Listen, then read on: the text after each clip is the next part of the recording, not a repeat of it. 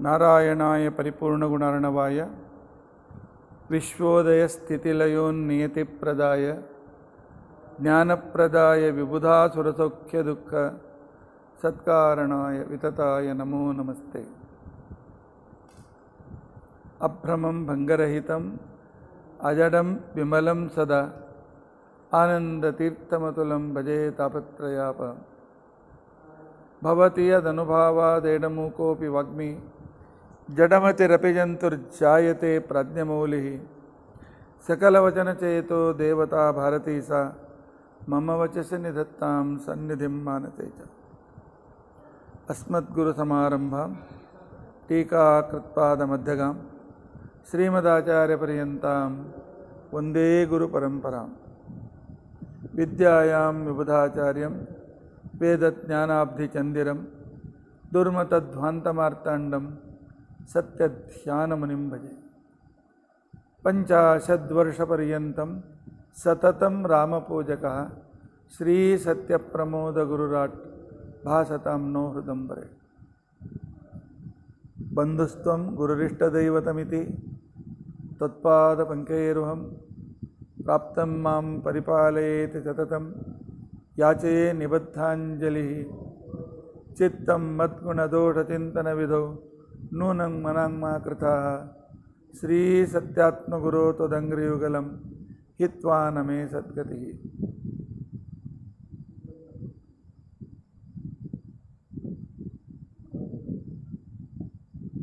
यैरहं शुकवत् सम्यक् शिक्षितोऽस्मि कृपालुभिः तान् वन्दे धेनुपाचार्यान् तत्त्वज्ञानार्थसिद्धे।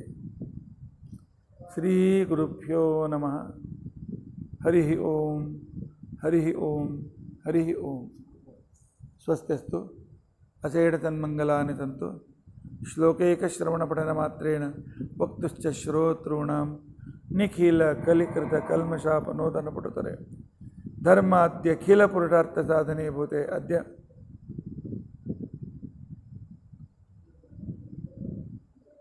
सदाचारस्मृति विवरणारंभे सति किंचित पूर्वकथानुवादः। हरिः ओम हरिः ओम हरिः ओम।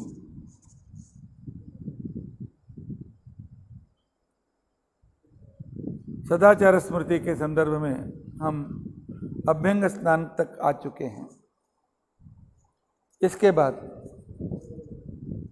स्नान के बाद हमें कपड़ा धारण करना है। क्या कपड़ा धारण करने के लिए भी शास्त्र पूछना पड़ता है? हमारे शास्त्र ने कोई ऐसा एक भी अंग उसने व्यर्थ नहीं छोड़ा है। सभी अंगों के बारे में हमारे शास्त्र ने उसके बारे में विचार किया। हमें पूजा करना है। स्नान के बाद संध्या पूजा इत्यादि करना है। तो करने के लिए यदि आप ऑफिस को जाते हैं, क्या पंचे पर चले जाते हैं, धोतर पर चले जाते हैं? मैं ही चला जाता हूँ, वो बात अलग है। मैं अपने 37 साल के हाई स्कूल का टीचर रहा, कॉलेज का प्रोफेसर रहा, कॉलेज का प्रिंसिपल रहा, मैंने कभी धोती नहीं छोड़ी। हमारे वस्तु को क्यों छोड़ना नहीं चाहिए। फिर भी तुम लोगों के लिए कुछ ऑफिस में कुछ प्रोटोकॉल होता है। उसी तरह भगवान की पूजा करने के लिए वस्त्र धारण का भी प्रोटोकॉल होता है। वस्त्र धारण करते समय ब्राह्मण को सफेद वस्त्र पहन करना पड़ेगा और क्षत्रियों को लाल रंग के कपड़ों से पूजा करनी है। वैश्य को पीले कपड़े से पूजा करना है और शूद्र को नीले वस्त्र से करना है। यह सत्व रज इत्यादियों के गुण के संबंध में ये कलर है। ये डिस्क्रिमिनेशन नहीं है, किसी को ऊपर नीचा करने के लिए संदर्भ नहीं है। और किसी भी हालत में ऊपर पहनने का उपरना, उपरना को कभी धारण नहीं करना चाहिए किसी भी हालत में। धारण किया तो फिर ऊपर तो उसके लिए वापरो मत। क्यों?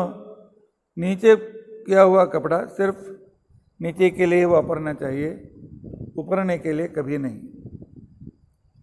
नोत्तरीयम अधक कुरियात, और धोतर को कभी ऊपर मत ओढ़ो, उत्तरीय वस्त्र को ही ओढ़ो।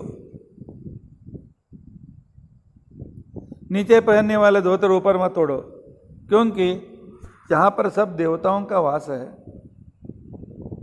और देवताओं का उनके लिए आप नीचे अपने गंदे शरीर का निचला भाग गंदा है, वह सबको मालूम ही है। तो वह वस्त्र किसी भी हालत में ऊपर नहीं आना चाहिए। नोत्तरीयम अधक कुरियात, नोपर्यस्तम अबंबरम, नान्तर्वासो विना जातो निवसेत वाससं बुधः। और ब्रह्मचारी कौपीन धारण करके ऊपर का वस्त्र धारण करना चाहिए, ब्रह्मचारी और सन्यासी। और गृहस्थ को अंदर आजकल को जो भी आते हैं, मैं शब्द बोलना नहीं चाहता हूँ, अंडरवियर जो भी हैं, उसका धारण करके धोती उपसर पहनना नहीं है। पूजा करो, श्राद्ध करो, कुछ भी करो, एक ही वस्त्र होना चाहिए। एक वस्त्र धारण करने के लिए एक वस्त्र, उत्तरीय एक वस्त्र के लिए। ब्रह्मचारी के लिए उत्तरीय वस्त्र नियमित नहीं है, अनिवार्यता नहीं है। आह्निक कौस्तुभ में श्रीनिवास तीर्थ जी कहते हैं, अनेक स्मृतियों का उदाहरण करके, आदमी को नग्न होकर पूजा नहीं करना है। आप पूछते हैं हम क्या नग्न होकर विवस्त्र होकर पूजा करते हैं? विवस्त्र से अर्थात नग्न होकर के पूजा नहीं करना चाहिए। अब ऐसा कौन करता है? कोई नहीं करता है ना।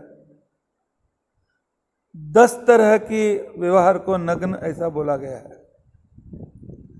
एक नग्न है, नग्नो मलिन वस्त्रस्यात्। आजकल लोगों का कल्पना है पंचा पहनना है पूजा के लिए तो वह तो गंदा ही होना ही चाहिए। कोई सफ़ेद धोतर नया डाल करके, धोतर ला करके परोसने के लिए थे, मैलगी में क्यों आए बोलते हैं। पंचा गंदा है तो मड़ी नहीं, ये गलत गलत गलत बात है। भगवान की पूजा करना है या भगवान के लिए रसोई करना है या होम हवन संध्या करना है, एकदम शुभ्र वस्त्र रहना चाहिए। शुद्धि मयूख ग्रंथ कहता है, एक बार आपने नया कपड़ा लिया, 3 महीने के बाद गृहस्थ को उसे चेंज करना चाहिए। ब्रह्मचारी के लिए नियम नहीं है। और आपने धाबड़ी अर्थात जो उलन वस्त्र से बना करके हम पूजा के लिए पहनते हैं, 6 महीने के बाद उसको चेंज करना चाहिए। और रेशम का वस्त्र 1 साल के बाद मड़ी में नहीं आता, कितना भी नया हो नहीं आता है। नग्नो मलिन वस्त्रस्यात्, कपड़ा गंदा है तो नग्न माना जाता है, वह विवस्त्र वाला माना जाता है। इसलिए न कौशेयम केवला, सिर्फ रेशम का वस्त्र हम एक ही पहन लिया नहीं, उत्तरीय वस्त्र के साथ पहनो। सिर्फ कौशेय वस्त्र को जो पहनता है अर्थात रेशम का वस्त्र पहनता है, उत्तरीय वस्त्र नहीं पहनता है, वह भी नग्न माना जाता है। नग्नो द्विगुण वस्त्रस्यात्, एक पंचा पहनना उसके ऊपर फिर धोतर पहनना, वह भी नग्न माना जाता है। 2 वस्त्र। नग्नो दग्धपटस्थ था, कभी थोड़ी सी जल गई तो उस धोतर को छोड़ दो, वह भी विवस्त्र माना जाता है। एक ही पहनना चाहिए।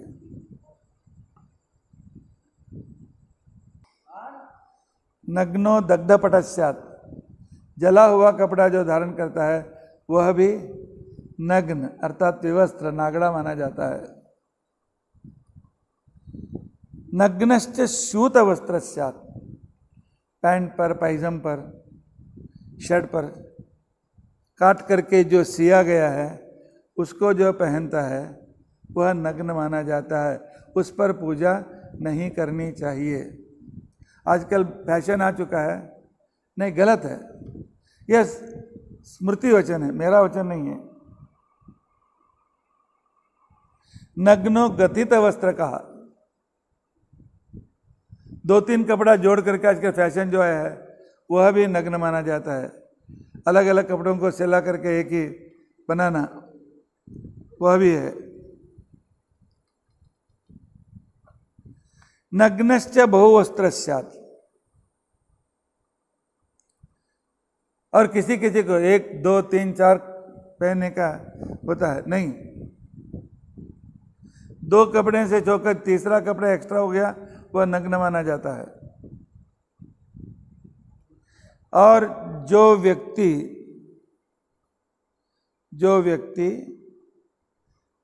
कच्छ नहीं डालता, सिर्फ लुंगी पहनता है, ब्रह्मचारी तक वह स्वीकार्य है, क्योंकि उसमें कौपीन रहता है, इसलिए कौपीन नहीं तो भी कच्छ पंच कच्छ के साथ ही वह कपड़ा पूजा के लिए पंच कच्छ डाल करके, अच्छा आगे पीछे कच्छ डाल करके अच्छी तरह से करके पहनना चाहिए। क्यों? उसका कारण भी पूछते हो तो हमारे शरीर में पूजा करने के लिए 5 नाड़ियों को जागृत करना है। पहनते समय यहाँ एक ऐसा करते हैं, ईड़ा और पिंगला नाड़ी को जागृत हो जाता है, ईड़ा और पिंगला, और पीछे के कच्छ के साथ मूलाधार जागृत होता है, और आर्यका वज्रिका 2 नाड़ियां, और सुषुम्ना आगे से एक बना करके फिर ऊपर लगा करके दूसरे 2 करते हैं हम, 1 2 सामने 2 पीछे 1, 5 कच्छ के साथ ये पूजा करेंगे तो वह पूजा मड़ी में क्या हो। नहीं तो नग्न होकर पूजा करने से वहाँ पर भगवान भाग जाते हैं, राक्षस आकर के बैठ जाते हैं, उनकी पूजा रोज करते हो, बस भगवान की पूजा नहीं करते हो। नग्न पूजा ये लोग ब्लैक मैजिक वाले करते हैं। ब्रह्मचारी को छोड़ करके, सन्यासी को छोड़ करके सिर्फ कौपीन से कोई पूजा करता है, तत् कौपीन के जैसे छोटा कपड़ा जो धारण करता है वह भी नग्न माना जाता है। काषाय वस्त्र साक्षाच्च, और सन्यासी को छोड़कर जो काषाय कपड़ा धारण करता है, आजकल पंचा गंदा नहीं होना चाहिए, इसलिए उसको वो भी इसमें काषाय क्या करते हैं, उसको हिंदी में क्या कहते हैं, गेरुआ। गेरुआ कपड़ा सन्यासी को छोड़कर दूसरों के लिए निषिद्ध है। और हम रेशम का कपड़ा लेके आते हैं, उसमें काला और जामुन के कलर का, जामुनी कलर का काला और गाढ़ा नीला, यह मड़ी में चलते नहीं हैं। रेशम का हो तो भी, तो इसके लिए इस तरह वस्त्र पूजा करने के लिए प्रोटोकॉल, जैसे प्रेसिडेंट को मिलने जाने प्रोटोकॉल है, किसी व्यक्ति को मीटिंग में जाने के लिए प्रोटोकॉल है, उसी तरह यहाँ भी प्रोटोकॉल है। इन नियमों का पालन करना बहुत अनिवार्य है। और उसके बाद विष्णु के भक्त, ये नियम कंपलसरी है, इसमें कोई कंसेशन नहीं है। और अभी स्नान के बाद विष्णु भक्त गोपी चंदन लगाते हैं, शिव भक्त भस्म लगाते हैं। मैं गोपी चंदन के बारे में आज बात कर रहा हूं क्योंकि हम जो अर्धपुंड्र है उसे हम ठीक नहीं मानते हैं, फिर उनको लिए सबके लिए उनको अपने अधिकार के जैसे लगा सकते हैं। तो गोपी चंदन को अच्छी तरह से हाथ में घिसो। घिसने के बाद नाक के इस भाग से यहां पर इतना छोड़ देना चाहिए, यहां तक, यहां से सीधा यहां तक अपने बाल तक यहां का नाम लगाना चाहिए। इसे कहते हैं कि ललाटे प्रथमम विद्यात, ऊर्ध्वपुंड्र कहते हैं, ऊर्ध्वपुंड्र कहते हैं। ऊर्ध्वपुंड्र के लिए वशिष्ठ स्मृति विवरण देती है, नासिकाया त्रिभागंतु नासामूलम उदारतम। इसको नासामूल कहते हैं, यहां से वहां तक लगाओ। हाँ, तदादि केच पर्यंतम ऊर्ध्वपुंड्रम तु धारयेत, ऊर्ध्वपुंड धारण करना चाहिए। उसके बाद किस अंगूठी से लगाना चाहिए? यदि आपको बल चाहिए, सामर्थ्य चाहिए, अंगूठ से लगाइए, अंगूठ से लगाइए। आयुष्य चाहिए तो मध्यमा, बीच की अंगुली से आयुष्य के लिए मध्यमा चाहिए। अनामिका अन्नदा नित्यम,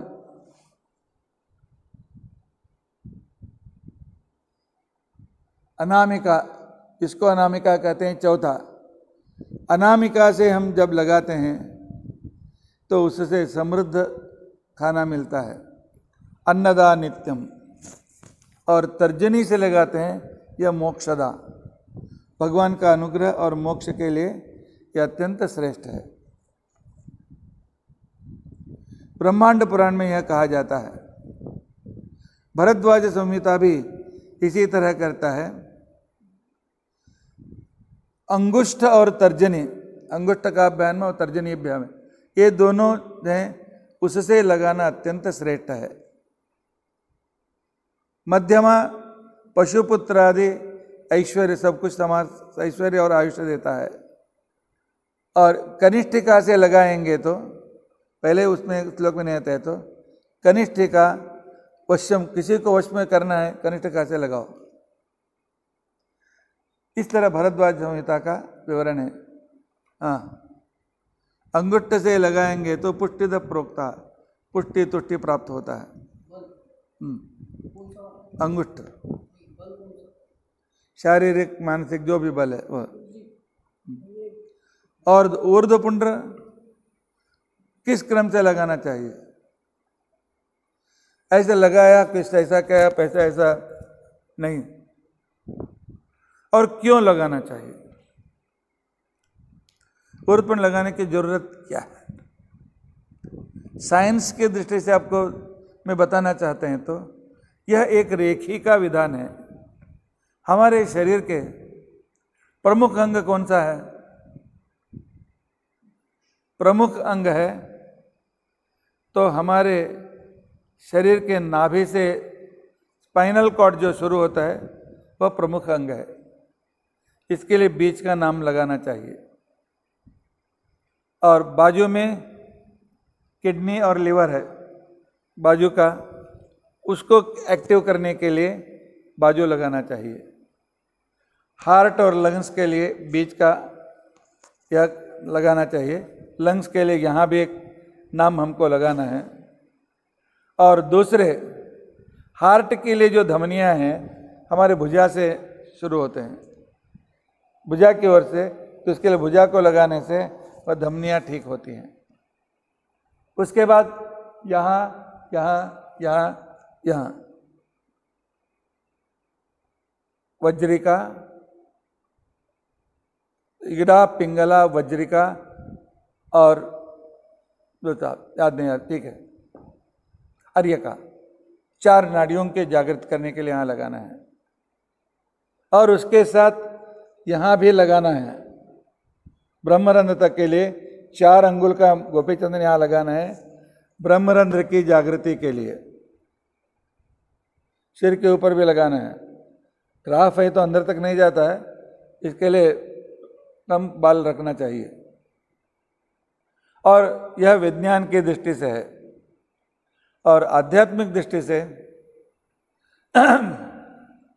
हमारे पूजा के लिए हृदय मंदिर को भगवान को बिठाना है। यह कमल के जैसे, कमल के पंखुड़ी के जैसा जो हम नाम लगाते हैं, उसका उद्देश्य हृदय मंदिर में आकर के भगवान आप बैठो। और उसके बाद भगवान के अब आकर बैठ गए तो यहाँ बाहों में जो ये लगाते हैं, केले के पत्ते के जैसे बड़ा रहना चाहिए।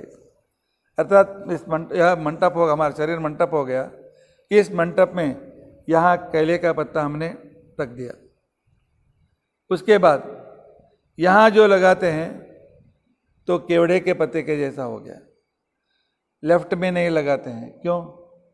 लेफ्ट में तो वामे च जनकात्मजा, सीता महालक्ष्मी है, श्रीवत्स रूप से लाइने में भी है, लेकिन यहाँ वहाँ दक्षिणा के रूप में है, यहाँ लेफ्ट में है।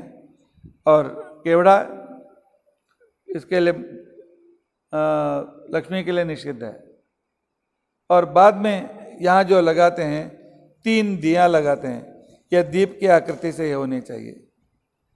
3 दिया लगाते हैं और यहाँ जो लगाते हैं शिखर, उस मंडप के लिए शिखर का हो गया।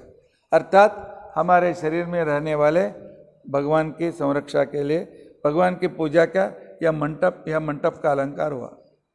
इसमें कोई भी अंधविश्वास नहीं है। भावना है, भावना नहीं है तो कुछ भी मत करो।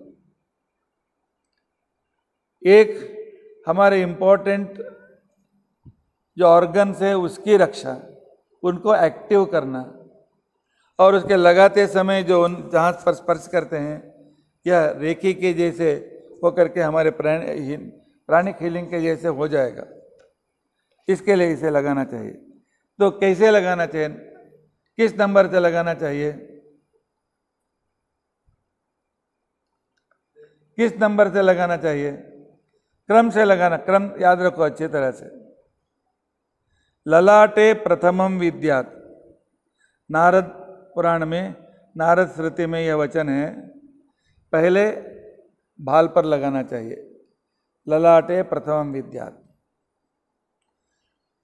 और द्वितीय उदरे तथा, यहाँ पर नाभि के ऊपर पेट में। तृतीयंतु हृदय स्यात्। चतुर्थम कंटक, कंटक में चौथा लगाना चाहिए। कुक्षौ तो दक्षिणे पार्श्वे, या 5वां। षष्टम दक्षिण बाहो, 6वां इधर लगाना चाहिए, अर्थात राइट वाला हो जाना चाहिए। उसके साथ यहाँ दाहिने स्तन के ऊपर भी यह लगाना है। पार्श्वे तो पंचमम स्यात् विधान कहा। षष्टम 6वां यहाँ पर, सप्तमम कंठ पार्श्व के, और कुक्षो वाम प्रदेशोत्तम अष्टम और नवम लेफ्ट साइड में लगाना चाहिए। कंठे दशमम स्मृतम, यहाँ पीछे, यहाँ पर और पीछे यह लगाना चाहिए। एकादशंतु पृष्ठभागे, 11वां इतने पीछे लगाना चाहिए। द्वादशंतु ककुदि स्मृतम, ककुत यहाँ पर लगाना चाहिए। लगाते हो तुम लोग? नहीं। 12 मलम रोज लगाते हो? हाँ, तब तो ठीक है। 12 द्वादश इसको कहते हैं। 1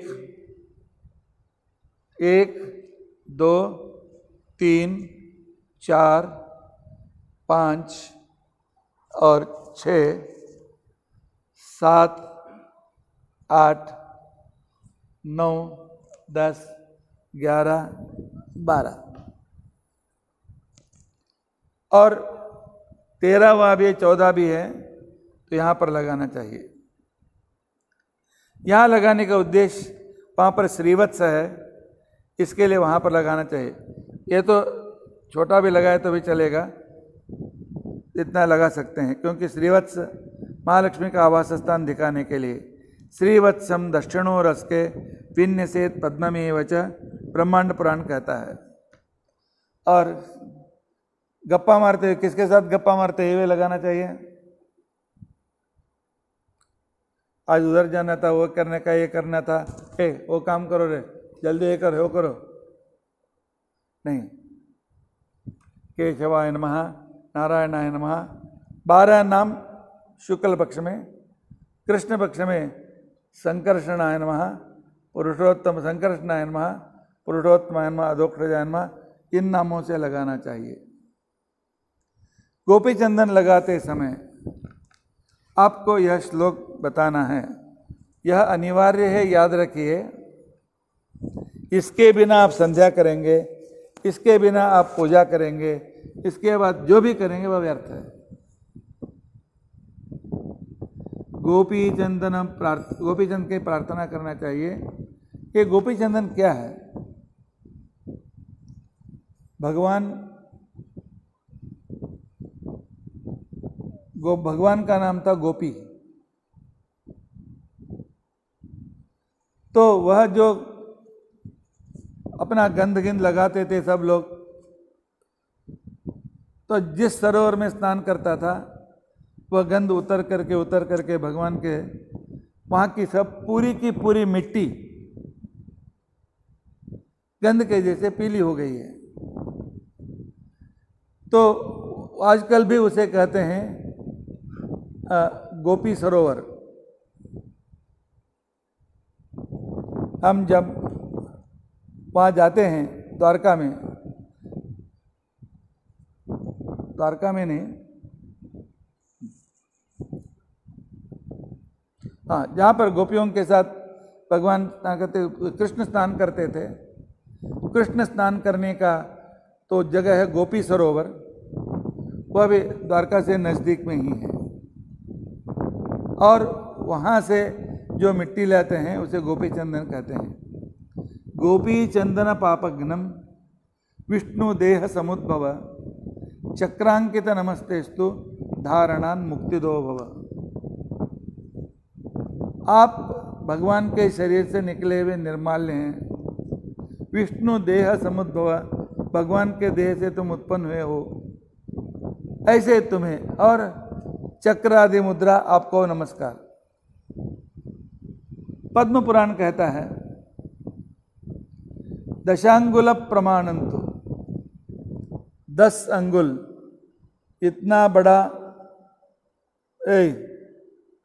इतना बड़ा नाम लगाना क्या उत्तम माना जाता है।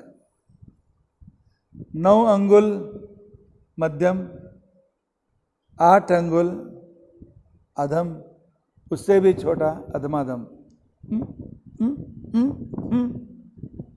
नहीं, इतना बड़ा लगाना चाहिए।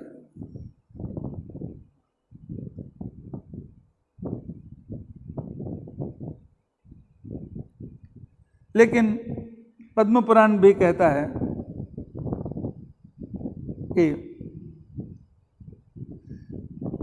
यहाँ पर जो लगाते हैं, यहाँ पर 4 अंगुल के जैसे बड़ा होना चाहिए, और 8 अंगुल भी चलेगा, 8 अंगुल भी शरीर में लगाने के लिए चाहिए।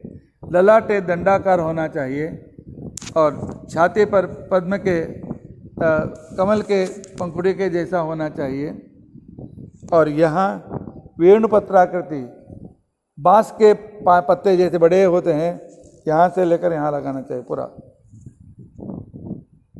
वेणुपत्राकृतिम प्राहो अन्यान, दूसरी मुद्राएं दीप के जैसे दीप रहता है उसी आकृति से लगाना है। और इसके बाद